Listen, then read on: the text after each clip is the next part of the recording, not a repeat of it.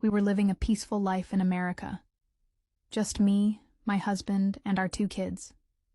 We had green cards, good jobs, a decent home, and dreams, just like everyone else. Nothing fancy, but we were happy. Then one morning, everything changed. It was early in the morning. I was still in my pajamas. My kids were just waking up. Then came the knock. Loud, repeated. I opened the door and Ice was standing there. My heart dropped.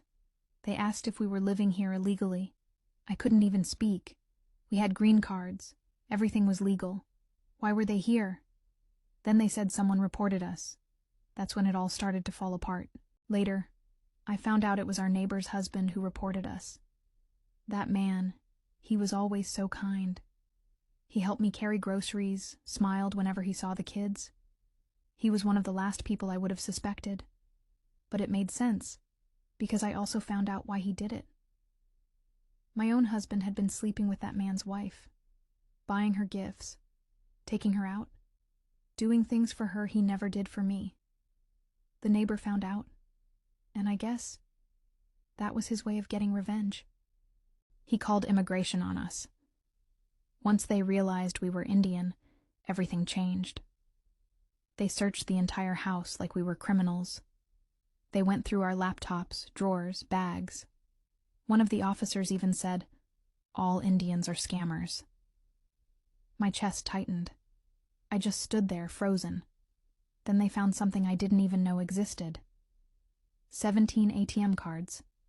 Some weird software that could change people's voices, all hidden in our closet. I had no idea. Turns out my husband had been scamming people. And the worst part? He was using my phone, my pictures, my name, to text those victims, to trick them. When I told the officers I had no idea what he was a scammer, they didn't believe me. They didn't even let us pack. My kids were crying, holding on to their teddy bears, begging them to stop. I was crying too. Everything was happening so fast I couldn't even think.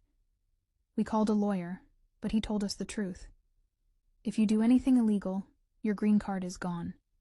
Just like that. And that was it. We were deported. Now we're here. Back in India. In his mother's house. It's small, hot, and uncomfortable. No light. The heat is unbearable. The kids are always sweating. I barely sleep. I tried withdrawing money from my American bank accounts, but they've been frozen. I have no money to feed the kids. I'm struggling, and to make things worse, his mother blames me. She says it's my fault he cheated, that I wasn't giving him enough attention. How does that even make sense? I cooked, cleaned, raised the children. I supported him when he was broke. I stood by him when he lost his job.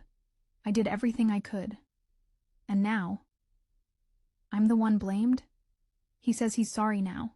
He wants to start over. Says he wants to marry me again. Says he'll change. But every time I look at him, all I can see is everything we lost. The life we built. The country we called home. The future I dreamed of for my children. All gone because of him. I want to take my children and move to Canada. Start fresh. Somewhere safe. Somewhere far away. But we were denied visa. I'm stuck. And every day I ask myself, why did I marry this man? I don't know what the future holds. Sometimes I sit outside at night, staring at the sky, hoping, praying, and wishing I could undo everything.